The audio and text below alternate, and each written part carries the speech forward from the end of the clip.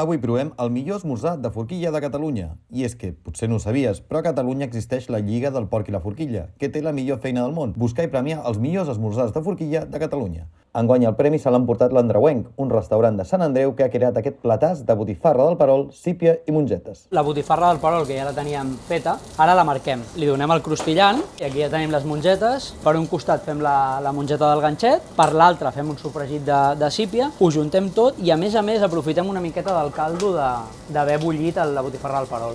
Ara li posarem la picada. És una picada amb safrà, amb ametlla, avellana i una miqueta de vi blanc i brandi. Una bomba que a nosaltres només ens va deixar paraules de vaca.